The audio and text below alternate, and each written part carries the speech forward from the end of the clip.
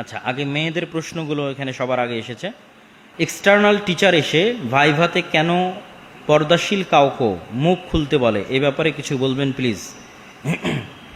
আজকের আধুনিক বিশ্ব ইসলাম বিরোধী নয়, বরং ইসলাম বান্ধব। কিভাবে ইসলাম বান্ধব? এটি আমাদের সংকীর্ণতা। আপনি বাংলাদেশের ইউনিভার্সিটি কলেজগুলোতে যাবেন, আপনাকে বলবে যে আপনি মুখ খুলেন, কথার কথা আমি বলতেছি। বা অনেক মুসলিম দেশের ইমিগ্রেশন ক্রস করবেন, বলবেন মুখ খুলেন। কিন্তু দেখা যাচ্ছে আপনি ইংল্যান্ডের ইমিগ্রেশন ক্রস করতেছেন, আপনাকে মুখ খোলার কথা বলা হবে না। কেন? অত্যাধুনিক প্রযুক্তি, আমার ফিঙ্গারপ্রিন্ট দিয়ে সে আমাকে ফাইন্ড আউট করতে পারতেছে আমার পরিচয়, আমার আইডেন্টিটি, কেন আমার মুখ দেখবে? তাহলে আপনার যদি ছাত্রীর পরিচয় আইডেন্টিটি করার প্রয়োজন হয়, আপনি উন্নত ব্যবস্থাপনা করেন। এত বড় বিজ্ঞান ও প্রযুক্তি নাম লাগিয়ে রেখেছেন, ফিঙ্গারপ্রিন্টের ব্যবস্থা থাকবে না পরিচয় নেওয়ার জন্য? তাহলে কিসের বিজ্ঞান হলো আর কিসের প্রযুক্তি হলো? বিজ্ঞান ও প্রযুক্তি বিশ্ববিদ্যালয়ে যদি ছাত্রীকে পরিচয় দিতে মুখ খোলা লাগে, তাহলে এটা তো বিজ্ঞান প্রযুক্তি হলো না, অন্ধত্ব হলো।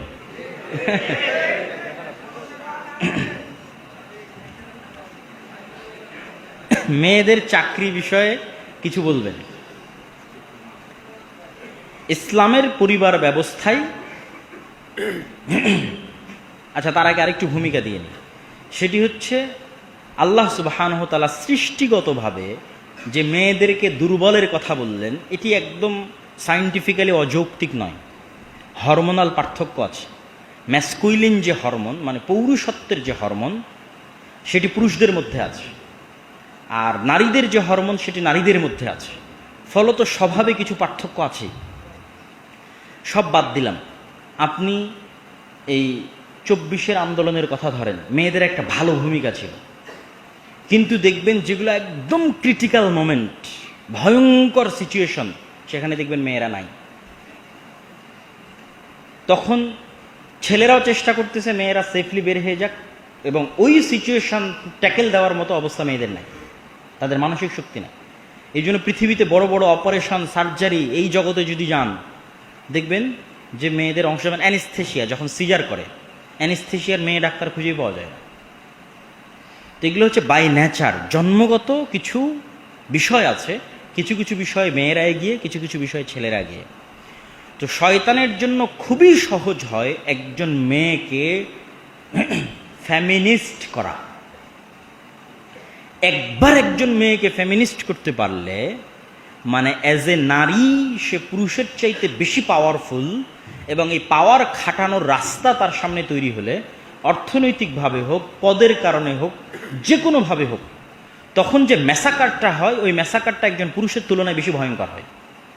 আবারও 24-এর আন্দোলনের কথা আসবে। এই জায়গায় যদি শেখ হাসিনা না হয় একজন পুরুষ হতো, অনেক আগে পদত্যাগ করে দিত, অনেক আগে। কিন্তু যেহেতু মহিলারা, তাদের শয়তান তাদেরকে যখন ফেমিনিস্ট করে, মানে সে নারী এবং তাকে পাওয়ার প্রয়োগ করার রাস্তা দেওয়া হয়েছে, অসংখ্য অর্থ দেওয়া হয়েছে, পদ দেওয়া হয়েছে, ক্ষমতা দেওয়া হয়েছে, তখন যে ম্যাসাকারটা হয় ওটা অনেক ভয়ঙ্কর, অনেক খারাপ।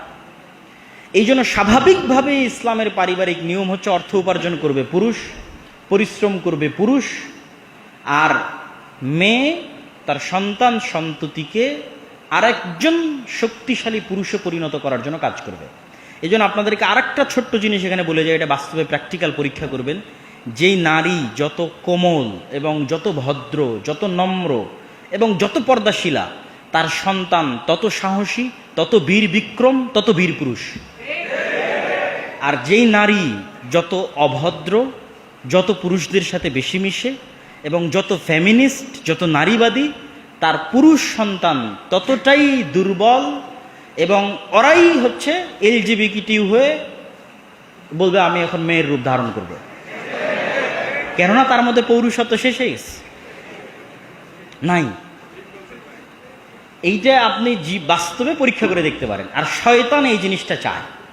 এই জন্য খালিদ ইবনুল ওয়ালিদ, তারেক বিন জিয়াদ কেমন মেয়ের পেট থেকে জন্ম নিবে, যে খুবই কোমল, খুবই নম্র, খুবই পর্দাশীলা, তার পেট থেকে খুবই ভয়ঙ্কর লেভেলের বীর বিক্রম, বীর পুরুষ, বীর মুজাহিদ জন্ম নেবে। তো এই জন্য ইসলাম চায় যে মেয়েরা এই সাইডটা দেখভাল করুক, পরিবার দেখভাল করুক, সন্তানকে খুব ভালোবাসা দিক, আদর দিক, যত্ন দিক, শিক্ষা দিক, এমন সন্তান তৈরি করুক পৃথিবী শাসন করবে। আর তার বিপরীতে সেকুলার সিস্টেম চায় যে মেয়েরা ফেমিনিস্ট হোক। তাহলে মেয়েদের ফেমিনিস্ট হওয়ার একটা অন্যতম রাস্তা হচ্ছে সে চাকরি করবে, টাকা ইনকাম করবে। তখন যে ম্যাসাকার হবে সেই ম্যাসাকার সে কন্ট্রোল করতে পারবে না, মানসিকভাবে মহিলা কন্ট্রোল করতে পারবে না, ওই ব্যালেন্সটা পুরুষ রক্ষা করতে পারে। তখন মহিলা মানুষ জালেম হয়ে যায়, অত্যাচারী হয়ে যায়। দেখবেন এক মহিলা আর এক মহিলার উপর বেশি জুলুম করে, একজন পুরুষ আর এক পুরুষের উপর জুলুম করার চাইতে একজন মহিলা আর এক মহিলার উপর বেশি জুলুম করে, শাশুড়ি বৌমার উপর, বৌমা শাশুড়ির উপর, এইভাবে মানে মেয়েরা মেয়েদের প্রতি বেশি জুলুম করে।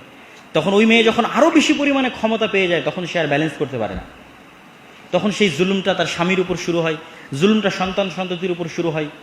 ফলত সমাজ ব্যবস্থা এবং পরিবার ব্যবস্থায় ব্যালেন্স করার জন্য যে পুরুষ, তাকে ইনকাম করতে হবে, সে ন্যূনতম হলো ব্যালেন্স। তার মানে সব পুরুষ ভালো আমি এটি বলতেছি না, কিন্তু মোটামুটি স্বাভাবিক অবস্থায় একজন পুরুষ আরেকজন স্বাভাবিক নারীর চাইতে বেশি ব্যালেন্স করতে পারে। তাহলে কখন চাকরি করবে? যদি খুবই অসহায় অবস্থা হয় এবং যদি মনে করে পরিবার পরিজন, সন্তান সন্ততির ক্ষতি হচ্ছে না, জ্ঞান আছে, স্বামীর আনুগত্য করে, স্বামীর অনুমতি আছে, পর্দার লঙ্ঘন হচ্ছে না, এরকম ডট ডট ডট ডট অসংখ্য শর্তের ভিত্তিতে চাকরি করতে পারে। শায়েখ বর্তমান যুগের মেয়েদের ক্যারিয়ার ভাবনা নিয়ে কিছু নাসিহা করবেন দয়া করে। আশা করি এতক্ষণ যে প্রশ্নের উত্তরটা দিয়েছি তার মধ্যেই এই উত্তরটা নিহত আছে যে আমাদের মেয়েদের ক্যারিয়ার কি হওয়া উচিত।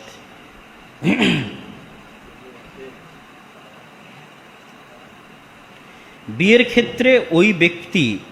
ক্ষেত্রে ব্যক্তিটি কি পূর্ব নির্ধারিত থাকে? মানে জীবনসঙ্গীর কথা বলছি, না দোয়ার মাধ্যমে আমার উত্তম জীবনসঙ্গী পেতে পারি? আল্লাহ সুবহানাহু ওয়া তাআলা নিজেই তাকদীর নির্ধারণ করেছেন, আবার আল্লাহ সুবহানাহু ওয়া তাআলা নিজেই দোয়া করার আদেশ দিয়েছেন, আল্লাহ সুবহানাহু ওয়া তাআলা নিজেই চেষ্টা করার আদেশ দিয়েছেন। সবার কথা বাদ দিলাম, আপনি মুসা আলাইহিস সালামের জীবনী পড়ে দেখেন। মুসা আলাইহিস সালামকে আল্লাহই বলছে তুমি যাও ফেরাউনের কাছে, আল্লাহ জানেন এখানে কি ঘটবে। তারপরেও আল্লাহ সুবহানাহু ওয়া তাআলা মুসা আলাইহিস সালামকে বলছেন তুমি দোয়া করো, আমাকে দোয়াতে স্মরণ করতে ভুলবে না, আমাকে আমার কাছে দোয়া করবে যে আল্লাহ আপনি আমাকে বাঁচান বা বিপদ থেকে উদ্ধার করেন। আল্লাহ চাইলে মুসা আলাইহিস সালামের মুখের তোতলামি এমনি ভালো করে দিতে পারতেন। তারপরও মুসা আলাইহিস সালামকে শিখালেন আপনি দোয়া করেন, রব্বি ইশরাহ লি সাদরি ওয়া ইয়াসসির লি আমরি ওয়াহলুল উকদাতাম মিন লিসানি ইয়াফকাহু কওলি। দোয়া একটি ইবাদত যা আল্লাহ পছন্দ করে। তো তাকদীরের লিখন আল্লাহ সুবহানাহু ওয়া তাআলার জ্ঞান, কিন্তু স্বাভাবিকভাবে প্রত্যেক কল্যাণকর জিনিসের জন্য মানুষের বুদ্ধি বিবেক থাকা যতক্ষণ আছে ততক্ষণ তাকে চেষ্টা করতে হবে এবং আল্লাহ সুবহানাহু ওয়া তাআলা এতে বরকত দেবে। অতএব দোয়া করতে হবে, ভালো মানুষ খুঁজে বের করার চেষ্টা করতে হবে। মোবাইল ফোনের উপর আসক্তি কিভাবে কমানো যায়, নামাজে কিভাবে মনোযোগ ধরে রাখবো? মোবাইল ফোনের আসক্তি কমানোর একটা উপায়, ঘুম থেকে উঠে মোবাইল চালানো যাবে না, ঘুমানোর আগে মোবাইল চালানো যাবে না। সর্বনিম্ন এই জিনিসটা মেনটেন করবেন, আশা করি একটু একটু করে কমবে মোবাইল ফোনের আসক্তি। শুধু দুইটা জিনিস মেনটেন করবেন, ঘুমানোর আগে কখনোই মোবাইল চালাবেন না, অন্তত আধা ঘন্টা 1 ঘন্টা মোবাইল আগে রেখে দেবেন, আর ঘুম থেকে উঠে অন্তত 2-3 ঘন্টা 3-4 ঘন্টা মোবাইলে হাত দিবেন না, যত জরুরি যত ইমার্জেন্সি হোক। ইম্পর্টেন্ট আর ইমার্জেন্সির মধ্যে পার্থক্য করতে পারতে হবে।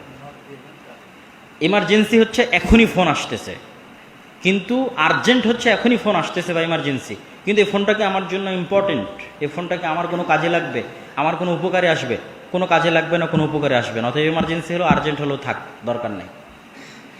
ইম্পর্টেন্ট কোনটা সেটার প্রতি ফোকাস রাখেন। প্রত্যেক আর্জেন্ট এমার্জেন্সি কখনো ইম্পর্টেন্ট হয় না, কিছু আর্জেন্ট কিছু ইমার্জেন্সি ইম্পর্টেন্ট হতে পারে। শিক্ষকেরা অল্প কিছু ক্লাস নেয় এবং দেরি করে ক্লাসে আসে, আবার অল্প সময় পরে চলে যায়।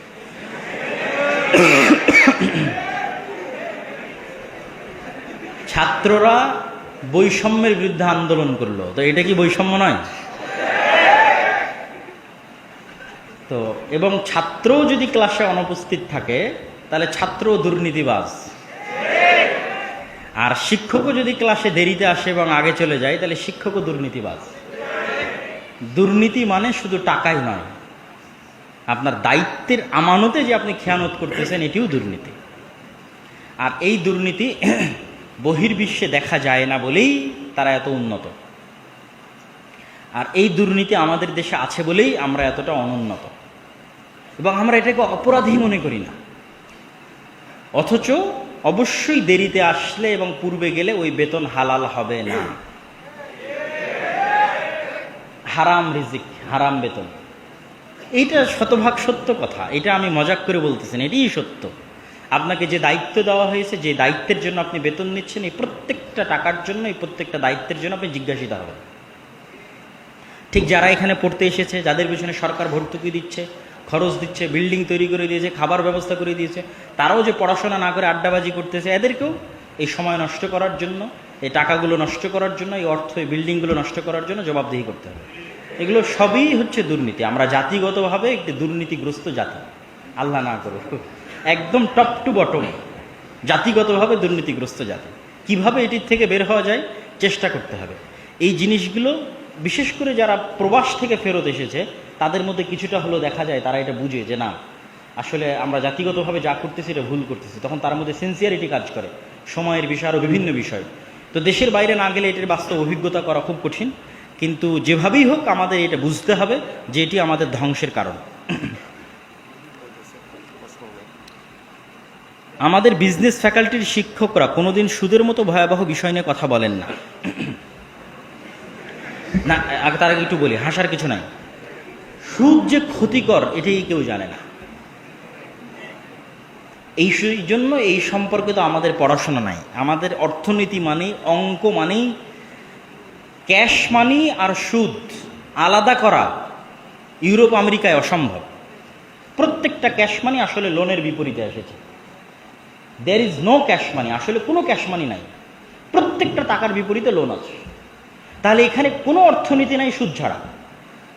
ঠিক ওই সিস্টেমটাই আমাদের বিজনেস বলেন, ফাইন্যান্স বলেন, সব জায়গায় প্রবেশ করে আছে। অর্থনীতি মানেই সুদ, সুদ ছাড়া আবার কিসের অর্থনীতি? অর্থনীতি টাকা মানেই সুদ, সুদ ছাড়া আবার কিসের টাকা? ব্যবসা মানেই সুদ, সুদ ছাড়া আবার কিসের ব্যবসা? ফলত এই বিষয়টা তারা জানেই না ভালোভাবে, অনুভবও করতে পারে না, ফিলও করতে পারে না। সুদ কি, আল্লাহ কেন সুদ হারাম করলেন, সুদ কেন ক্ষতিকর, আর সুদ কিভাবে মানুষকে গোলাম বানায়। অতএব আগে আমি অনুরোধ করব আমাদের সম্মানিত শিক্ষকদের, তারা যেন অবশ্যই সুদ নিয়ে পড়াশোনা করেন, অন্তত নিজে জানার জন্য হলেও, যে আল্লাহ কেন এতটা কঠোরভাবে বললেন সুদ হচ্ছে আল্লাহ রাসূলের বিরুদ্ধে যুদ্ধ। এটা তো রহস্য, এতটা ভয়ঙ্করভাবে বলা। নিজেকে সর্বদা দিনের উপর কিভাবে রাখা যায়? ফ্রেন্ড সার্কেল ভালো হলে দিনের উপর রাখা সহজ। এই জন্য ফ্রেন্ড সার্কেলের প্রতি গুরুত্ব দিতে হবে। নামাজি, আল্লাহওয়ালা বন্ধু বান্ধব বা ফ্রেন্ড সার্কেলের সাথে বেশি উঠা বসা করতে হবে। মাঝে মধ্যে মানুষের জানাজায় যেতে হবে, নিয়মিত কোরআন বুঝে পড়ার চেষ্টা করতে হবে। কোরআন কোনো কঠিন বই নয়, কোরআন তত্ত্ব নয় যে ফিকহের তত্ত্ব, হাদিসের তত্ত্ব, তাফসিরের তত্ত্ব, তত্ত্বমত্ত থিওরি মিউরি এগুলো না, একদম সহজ সাবলীল, র্যান্ডমলি। কখনো আল্লাহর দয়ার বর্ণনা দিবে, কখনো পরকালের বর্ণনা দিবে, কখনো আল্লাহর শক্তির বর্ণনা দিবে, কখনো অতীতে চলে যাওয়া উম্মতের বর্ণনা দিবে, কখন নবীদের জীবনী বর্ণনা করবে। এইভাবে আসতেই থাকবে ঘুরিয়ে ফিরিয়ে। ফলত এটা মানুষের সাইকোলজির সাথে খুব সহজ কোরআনের সাথে কানেক্ট করা। অতএব নির্দ্বিধায় কোরআন পড়বেন এবং কোরআন অনুবাদ সহ পড়বেন। অন্তরের জেনা কি? অন্তরের জেনা হচ্ছে অন্তরের কুপরিকল্পনা। তাহলে কি আপনি বলবেন যে অন্তরের কুপরিকল্পনার জন্য আল্লাহ ধরবে? আল্লাহ সুবহানাহু ওয়া তাআলা, রাসূল সাল্লাল্লাহু আলাইহি ওয়াসাল্লাম আল্লাহ সুবহানাহু ওয়া তাআলার পক্ষ থেকে বলে দিয়েছেন, ইন্নাল্লাহা তাজাওয়াজা আন উম্মতি, আল্লাহ আমার উম্মতের অন্তরের কুপরিকল্পনা মাফ করে দিয়েছেন। আচ্ছা, তাহলে কোন অন্তরের কুপরিকল্পনা জেনা হিসেবে বিবেচিত হবে? যেটির উপর মানুষ আজমে মুসাম্মাম করেছে। আজমে মুসাম্মাম মানে শক্ত সিদ্ধান্ত নিয়েছে, ফাইনাল ডিসিশন নিয়েছে যে আমি এটি করব, এবং সেটি করার জন্য চেষ্টাও করেছে। এই অন্তরের কুপরিকল্পনার জন্য আল্লাহ পাকড়াও করবেন। আর যে অন্তরের কুপরিকল্পনার উপরে সে শক্ত সিদ্ধান্ত নেয়নি, অন্তরের কুপরিকল্পনা এসেছে আবার আল্লাহর ভয়ে, না এটা করা যাবে না, বাদ দিয়ে দিয়েছে, এই অন্তরের কুপরিকল্পনা আল্লাহ এমনি মাফ করে দেবেন।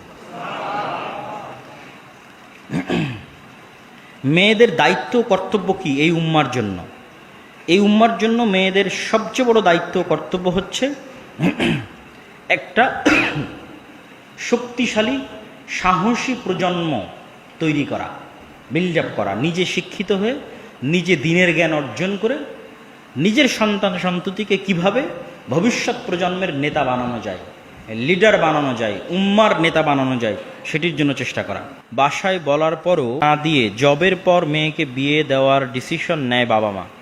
এতে বাবা মা দায়িত্ব সঠিক সময় পালন না করে মেয়ের ক্ষতি করতেছে অজান্তে, যা বর্তমানে ট্রেন্ডিং।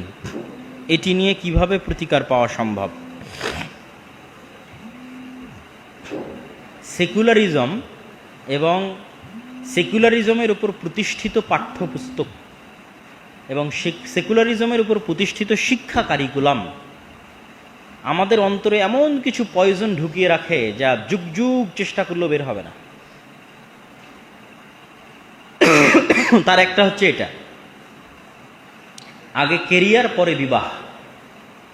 এটি হচ্ছে বস্তুবাদী দুনিয়ার সেকুলারিজমের উপর ভিত্তি করে তৈরি হওয়া শিক্ষা ব্যবস্থার ট্রেন্ডিং। এটি আমাদের সিলেবাসে আমাদের শেখানো হয়েছে, আমাদের বাবা মায়েরা শিখেছে, আমরা শিখছি। এটা থেকে বের হওয়া খুবই কঠিন। তো প্রথমত পিতা মাতাকে নাসিহাত করতে হবে, তাদেরকে কোরআন এবং হাদিসের জ্ঞানকে প্রাধান্য দেওয়ার জন্য অনুরোধ করতে হবে, এবং অবশ্যই প্রাপ্ত বয়স্ক অবস্থায় উপযুক্ত পাত্র বা পাত্রী পাওয়া গেলে বিবাহ দেওয়ার চেষ্টা করতে হবে। আল্লাহ সুবহানাহু ওয়া তাআলা কোরআন মাজিদে বলেছে, তোমরা তোমাদের ইয়েতিমদের বিবাহ দাও, আল্লাহ তোমাদেরকে ধনী করে দিবে। তো ইয়েতিমের সাথে আপনি অসহায়, অর্থনৈতিকভাবে অসহায় লাগিয়ে দেন, আল্লাহ তোমাদেরকে ধনী করে দিবে, অর্থের ব্যবস্থা করে দিবে। আর যেহেতু রিজিকের দায়িত্ব আল্লাহ নিজে নিয়ে রেখেছে, ওয়ামা মিন দাব্বাতিন ফিল আরদি ইল্লা আলাল্লাহি রিজকুহা, পৃথিবীতে একটা পিঁপড়া চললেও তার রিজিকের দায়িত্ব আমি আল্লাহ। কুল্লুকুম জায় ইল্লা মান আতআমতু, তোমরা সবাই ক্ষুধার্ত তবে আমি যাকে খেতে দিয়েছি। কুল্লুকুম আরিন ইল্লা মান কাসাউতু, তোমরা সবাই উলঙ্গ তবে আমি আল্লাহ যাকে কাপড় পরার তৌফিক দিয়েছি। তাহলে কত শক্তভাবে আল্লাহ বলছে যে আমরা সবাই ক্ষুধার্ত, কিন্তু খেতে পেয়েছি কে খাওয়িয়েছে? আল্লাহ খায়, আল্লাহ নিজে বলতেছেন। তো এই জন্য সকলের রিজিকের দায়িত্ব আল্লাহ নিয়েছে। ওয়া ইয়াত্তাকিল্লাহ ইয়াজআল লাহু মাখরাজা, যে ব্যক্তি আল্লাহকে ভয় করবে আল্লাহ তার জীবন চলার পথ কোনো না কোনোভাবে ব্যবস্থা করে দিবেন। ওয়া ইয়ারযুকহু মিন হাইসু লা ইয়াহতাসিব, আর আল্লাহ তাকে কোথায় থেকে রিজিক দিবেন ও নিজেও বুঝতে পারবে না। অতএব আপনি আল্লাহর উপর ভরসা করেন, পিতা মাতাকে আল্লাহর উপর ভরসা করতে শিখান।